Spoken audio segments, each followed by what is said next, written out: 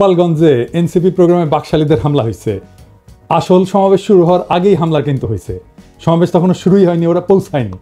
সমাবেশের পরেও সেখানে হামলা হয়েছে। সেই সমাবেশে হাসনাত আব্দুল্লাহ স্লোগান দিছে মুজিববাদ মুর্দাবাদ। শুনেন।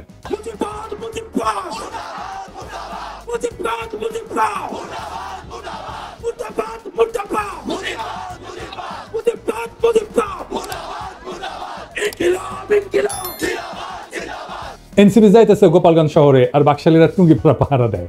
আরে বেকুব, টুঙ্গিপাড়ার দায়িত্ব তো আমার। লোহা না গরম হইলে হাতুড়ি দিয়ে লোহায় বাড়ি দিয়ে লাভ আছে কোনো? বাকশালীদের ঔদ্ধত্য আর জনগণের ঘৃণা সেই পর্যায়ে পৌঁছাইলে টুঙ্গিপাড়া জয় বাংলা হয়ে যাবে, কেউ ঠেকাইতে পারবে না। টুঙ্গিপাড়া বাঁচানির একমাত্র রাস্তা হইতেছে বাকশালীদের জাতির কাছে ক্ষমা চাওয়া, নয়তো অপেক্ষা করা লোহা গরম হওয়ার পিনাকি শপথ মিস হয় না। যা কইছি করে দেখাবো ইনশাল্লাহ। আওয়ামী লীগ আসলে কি, বাকশাল আসলে কি? একটা নিষিদ্ধ ঘোষিত সংগঠন যারা 16 বছর ধরে রাষ্ট্রকে দখল করে রাখা আয়নাঘর আর গুম খুনের রাষ্ট্র বানাইছিল। 1 বছর হয় নাই হাজার হাজার ছাত্ররে মারলো পাখির মতো গুলি কেড়া। আর এই ছাত্রলীগ আওয়ামী লীগ নিজেরা অস্ত্র হাতে হাসিনা পুলিশের সাথে নামিছিল। তাদের মধ্যে যারা পলাইছে তারা তো পলাইছেই, আর বাকিগুলা গোপালগঞ্জে যায় ঢুকিছে। রাজনৈতিক নেতাদের জন্মস্থানে সেই দলের একটা প্রভাব থাকে দীর্ঘদিন, এটা স্বাভাবিক। গোপালগঞ্জেও আওয়ামী লীগের প্রভাব থাকবে, আওয়ামী মনোভাবাপন্ন মানুষ থাকবে, কিন্তু একটা রাজনৈতিক দলের শান্তিপূর্ণ কর্মসূচি করতে দেবে না। প্রাইভেট বাহিনী দিয়ে অস্ত্র হাতে সমাবেশ শুরুর আগেই সমাবেশ স্থল ভাঙবে, এটা কি মগের মূল্য? কেন বিএনপিকে তো গত ফেব্রুয়ারিতে সমাবেশ করতে বাধা দেয় নাই? আমরা তো কথা বলার সভা সমাবেশের স্বাধীনতা চাইছি, রাজনীতির স্বাধীনতা চাইছি। হাসিনা এটা করতে দেয়নি, তো গোপালগঞ্জে কি এখনো হাসিনার শাসন চলে? বিএনপি ওখানে করতে পারলে এনসিপি কেন করতে পারবে না? মানে গোপালগঞ্জের আওয়ামী লীগের সাথে কি এমন প্রেম বিএনপির যে তারা সমাবেশ করতে পারবে, আর কি এমন শত্রুতা এনসিপির যে তারা যাইতেই পারবে না? বিএনপি কি হাসিনার বিরুদ্ধে লড়াই করে নাই? এই বিএনপি যখন 2024-এর 14 সেপ্টেম্বরে প্রোগ্রাম করতে যাইতেছিল, তখন গাড়ি বহরে হামলা করে 3 জন বিএনপির নেতা কর্মীকে মাইরা ফেলাইছিল এই গোপালগঞ্জের বাকশালীরা। আর আজকা বিএনপির কর্মীরা উল্লাস করিচ্ছে আওয়ামী লীগের মতোই, যে এনসিপি মার খাইছে, দাওয়া খাইছে, উল্লাস করিচ্ছে। হ্যাঁ, কি বেকুবের বেকুব রে। তো বিএনপি পরে প্রোগ্রাম করলো যখন, তখন কোনো হইল না কেন? কোনো অ্যারেঞ্জমেন্ট হয়েছিল নিশ্চয়ই। তো যখন পরে বিএনপি প্রোগ্রাম করতে গেল, তখন কেন আওয়ামী লীগ ট্রিগার্ড হইল না?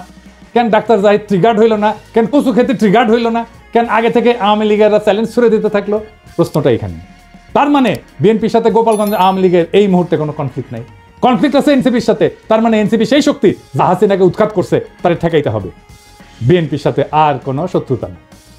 তাই আওয়াজ তুলছে গোপালগঞ্জের ছাত্ররা ঢুকতে পারবে না, ঢুকলেও বাইরে হতে পারবে না। এইটা ছিল মিথ। এই মিথ চুরমার হয়ে গেছে। রাজনৈতিক দলের কর্মসূচিকে নিরাপত্তা দেওয়া পুলিশের কর্তব্য, আর্মির কর্তব্য। এনসিপি মারপিট করতে যায় নাই, সভা করতে গেছে, রাজনৈতিক সভা। এনসিপির হাতে অস্ত্র ছিল না, আমরা সবাই দেখছি। তারা খালি হাতে গেছে, পুলিশ আর্মি নিরাপত্তা দিচ্ছে, তাদের পেশাগত কাজ করছে। পুলিশ আর্মি এই কাজটা করছে রক্তপাতহীনভাবে, কোনো প্রাণ ঝরে নাই, যতক্ষণ পর্যন্ত এনসিপির নেতারা ছিল। এটাই বিজয়, হাসিনার জামানাকে অতিক্রম করে যাওয়ার বিজয়। এই বিজয় এলো বর্ষা বিপ্লবের নায়কদের হাত ধরে। গোপালগঞ্জে মুজিব বিরোধী সমাবেশ করতে যাওয়া যায়, নিরাপদে ফিরেও আসা যায়, কোনো প্রাণঘাতী সংঘাত ছাড়াই। তারা তাদের কর্মসূচি শেষ করে ফেরত আসছে। এই ঘটনার রাজনৈতিক মূল্য অনেক।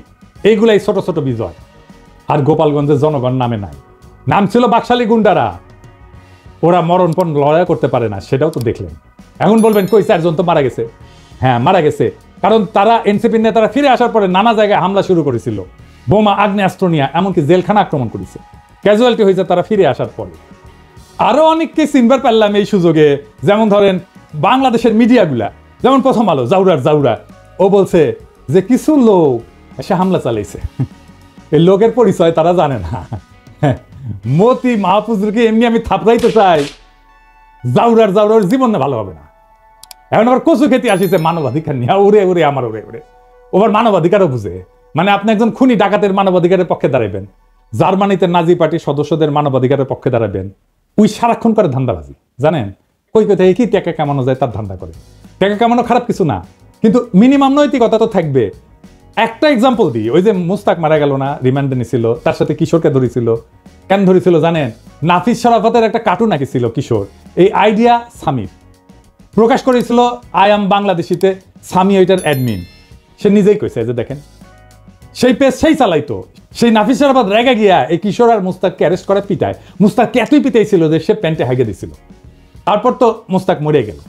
সেই নাফিস শরাফতের একটা কাজের জন্য এই সামি তদবির করছে মন্ত্রণালয়, কাজ দেয় না, এই জন্য মন্ত্রণালয়ের দায়িত্বপ্রাপ্ত বিশেষ সহকারী পিছে সে লাগিছে, তার নামে রিপোর্ট করাইছে। যে আমার কমরেডকে মাইরা ফেলাইলো তার জন্য তদবির, সি সি সি সি রে স্বামী সি। আমি এটা শুনে বাকরুদ্ধ। একটা মানুষের নৈতিক পজিশনে এত সহজে বেঁচে দেওয়া যায়? মুস্তাকের জীবনের এতটুকু মূল্য নাই তার কাছে। আমি যে ওরা অপছন্দ করি এমনি এমনি না, ওর মধ্যে বিবেক মনুষ্যত্ব কিচ্ছু নাই। ওর সঙ্গে যখন কথা হইতো তখন আমি বলছিলাম যে আপনি মোটা আজিজের না, যেটা সেটা আমাদের জন্য ভালো হয়েছে, কিন্তু আপনার একটা বস্তু বড় ক্ষতি হয়েছে। আপনার মধ্যে একসময় রিমোর্স আসবে, অনুতাপ আসবে, আজ না হোক কাল আসবে, কাল না হোক পরশু আসবে, নয়তো মরার আগে আসবে। আপনার মনে হবে একজন মানুষ আপনাদের বিশ্বাস করেছিল, সে খারাপ মানুষ তাতে সন্দেহ নাই, কিন্তু বিশ্বাস করছিল আপনাকে, সেই বিশ্বাস ট্রাস্ট আপনি ভাঙছেন। ট্রাস্ট একটা খুব ইম্পর্টেন্ট জিনিস। বাংলাদেশে বিশ্বাস ভাঙাটা কোনো ব্যাপার না। আর এই কচুকেতিকে দেখে বুঝলাম ও মরার টাইমে ওর রিমোর্স আসবে না, তবে আল্লাহর মায়ের বলে একটা জিনিস আছে না, সেটাও টের পাইতে শুরু করবে। এখনই ও টের পাবে। বাংলাদেশের কোনো মানুষ তাকে আর বিশ্বাস করবে না। আর আমি তো আমার এপিসোডে তার প্রশংসা করেই যাব। মানুষ জানবে একজন অতিশয় ভালো মানুষ আছে দুনিয়ায়, সে ভালো কাজ করে, সে ভালো ছেলে, সন্ধ্যায় হাত মুখ ধুয়ে পড়তে বসে আর দেখে কোটি কোটি ধান্দা করা যায়, কোটি কোটি চান্দা আদায় করা যায়, কারে কারে দিয়ে চান্দা আদায় করে সেটাও জানি। যাই হোক, অনেকে কইতেছে যে এই হাসনাত আর্মি চিফের বিরুদ্ধে দাঁড়াইছিল, এখন আর্মির গাড়িতে কেন নিরাপত্তা নিল? আসেন ব্যাপারটা একটু বুঝে দেখি। আর্মি রাষ্ট্রের অধীনে একটা এজেন্সি, কিন্তু আর্মি নিজেই যদি একটা সার্বভৌম এজেন্সি হয়ে উঠতে চায় তাহলে রাষ্ট্রের নাগরিক তার বিরোধিতা করবে। আর্মি চিফ বাংলাদেশের পলিটিক্স নিয়ে কথা বলতেছে, যেটা তার ডোমেনের মধ্যে। সে নিজে একটা সার্বভৌম এজেন্সি হয়ে উঠতে চেয়েছে। সার্বভৌম ক্ষমতা জনগণের, সে সেই সার্বভৌম ক্ষমতার শেয়ার কাউকে দেবে না গণসম্মতি ছাড়া। ওয়াকার গণসম্মতি ছাড়াই সেই সার্বভৌম ক্ষমতা নিতে চাইছিল। এনসিপি ছাত্ররা আমরা আর্মি চিফের সার্বভৌম এজেন্সি হয়ে এটার বিরোধিতা করছি, ভবিষ্যতেও করব যদি আবারও চেষ্টা করে। আমি রাষ্ট্রের নাগরিক হিসেবে রাষ্ট্রের বাহিনীর সব সার্ভিস পাওয়ার অধিকার রাখি। আমি নাগরিক হিসেবে তাদের নিয়োগকারীও বটে, আমাকে সেবা দেওয়া তার কর্তব্য। আর্মি চিফের সার্বভৌম এজেন্সি হয়ে ওঠার বিরোধিতা আর আর্মি নিরাপত্তা সার্ভিস নেওয়ার মধ্যে কোনো বিরোধ নাই, বরং রাষ্ট্র আর নাগরিকের মধ্যে সম্পর্কের ধরনই এটা। আর্মি এনসিপি নেতাদের অনুগ্রহ করে নাই, এনসিপি নেতারা ওয়াকারের বিরোধিতা করে ভুল করে নাই। আমার প্রোফাইলে বিএনপির পোলাপাইনরা এসে কমেন্ট করছে যে কেন ওরা পালায় আসলো, এটা কোনো হ্যারম হইল? হ্যারম নিয়ে হাঙ্কের সাথে ফাইট করতে আসে, এনসিপি বিএনপির সাথে ফাইট করতে আসে এই হ্যাডম নিয়া। আচ্ছা, খুব ভালো। 2023 সালের 28 অক্টোবর কয়েক লাখ লোকের সমাবেশ, সাউন্ড গ্রেডের আওয়াজে নেতারা মঞ্চ ছেড়ে পালায় গেছে। মির্জা আব্বাস বলে যে আমরা প্রাণ ভয়ে দাঁড়াইতে পারি নাই। মাঠ ফাঁকা, নেতারা শুধু না লাখ লাখ লোক ফাঁকা হইতে বেশি সময় লাগেনি। অস্ত্রের সামনে শূন্য হাতে টিকে থাকা সম্ভব না, এটা সবার মনে রেখে ট্রল করা উচিত। এই ছেলেদের অসীম সাহসের কারণে গত বছরের 5ই আগস্ট হাসিনা দেশ ছেড়ে পালাই যেতে বাধ্য হয়েছিল। এই ছেলেগুলো তখন রুখে দাঁড়াইলে আজও হাসিনা মসনদে থাকতো, খালেদা জিয়া আজকাল জেলে থাকতেন, আর আপনাদের অনেকেই গুম হইয়া আয়না ঘরে থাকতেন, কেউ কেউ মারাও যাইতেন ক্রস ফায়ারে। আপনাদের কে বুদ্ধি দেয় এনসিপির পিছে লাগতে? আপনাদের দল তো ছাত্রদের জন্য বিবৃতি দিচ্ছে, তাদের নিরাপত্তার জন্য উদ্বিগ্ন হয়েছে। আপনার দলের নেতাদের সাথে তো আপনাদের ডিসকানেকশন। এখন আমি বুঝতে পারি যে কেন মির্জা ফখরুল মাঝে মাঝে মেজাজ হারায় ফেলে, কেন বক্তৃতা দিতে যেয়ে ধমকা ধমকি করেন, থাপ্পড় টাপ্পড় মারেন। তাদের সাহসের প্রশংসা করতে না পারলে চুপ থাকে। ওরা হুমকি সত্ত্বেও ওখানে যাওয়ার হিম্মত দেখাইছে। হামলার পরেও তারা সমাবেশস্থলে গেছে, বক্তৃতা করছে, মুজিববাদের বিরুদ্ধে স্লোগান দিচ্ছে। এই অসীম সাহস দেখানোর জন্য তাদের ধন্যবাদ। এইবার আসেন গোপালগঞ্জের আলোচনায়। কেন গোপালগঞ্জে যাওয়াটা জরুরি, দখল নেওয়াটা জরুরি?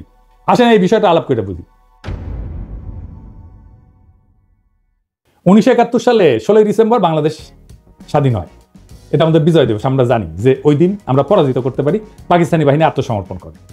1971 সালে বাংলাদেশে পাকিস্তানি ভাবাদর্শের পরাজয় হয়েছে। তারপরে বাংলাদেশে পাকিস্তানি ভাবাদর্শে পলিটিক্স করা গেছে, যায়নি। বাংলাদেশকে মাইনাই পলিটিক্স করতে হয়েছে, এটাই নর্মাল। ওই সময় পাকিস্তানবাদী ছিল জামাত, এখনকার বাংলাদেশে পলিটিক্স করে, কিন্তু তাদের বাংলাদেশ মাইনাই পলিটিক্স করতে হয় এবং পাকিস্তানি ভাবাদর্শকে ডিনাই করেই। তখন পাকিস্তানি ভাবাদর্শ পরাজিত হইলেও বেশ কিছুদিন কোনো কোনো এলাকা পাকিস্তানপন্থীদের আওতায় ছিল। ওই সমস্ত জায়গায় বাংলাদেশের সার্বভৌমত্ব প্রতিষ্ঠা করতে সময় লাগছে। যেমন ধরেন মিরপুর, 1972 সালের 30 জানুয়ারি পর্যন্ত মিরপুর দখলে ছিল পাকিস্তানপন্থীদের। ওইটা মুক্ত করতে গিয়ে জহির রায়হান মারা যান।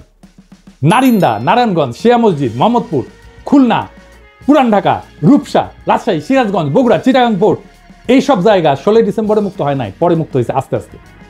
ঠিক এইভাবে 2024 সালে বিপ্লবের পরেও বাংলাদেশে বাঙালি জাতীয়তাবাদ পরাজিত হয়েছে, আওয়ামী ভাবাদর্শ পরাজিত হয়েছে, মুজিববাদ পরাজিত হয়েছে। কেননা এইটা বাংলাদেশের সার্বভৌমত্ব মানত না, এইটা বাংলাদেশকে ইন্ডিয়ার পার্ট ভাবত। দেশের মানুষের বিক্ষোভের তোরে ইন্ডিয়ান আর্মিরা দেখতেও তাদের আটকায় নাই, পাইকারি খুন করছে, দেশের জনগণের বিপক্ষে যুদ্ধ ঘোষণা করছে, তারা নিজেদের বাংলাদেশি মনে করা জনগণদের উপরে গুলি চালাইছে, সবাইকে বাঙালি হইতে বাধ্য করতে চাইছে, তাই ওইটা ফ্যাসিস্ট একটা রেজিম ছিল। তাই বাঙালি জাতীয়তাবাদ এবং মুজিববাদ, বাকশাল, আওয়ামী লীগ বাংলাদেশ আর পলিটিক্স করতে পারবে না, তারা বাংলাদেশই মানে না। কিন্তু ৭১-এর মিরপুরের মতোই ২৪-এও গোপালগঞ্জে এখনো বাঙালি জাতীয়তাবাদ, মুজিববাদ পরাজিত হয়নি। সেজন্য হাসনাত আব্দুল্লাহর গোপালগঞ্জে দাঁড়ায় মুজিববাদ মুর্দাবাদ, এটা খুবই প্রতীকী একটা কাজ হয়েছে।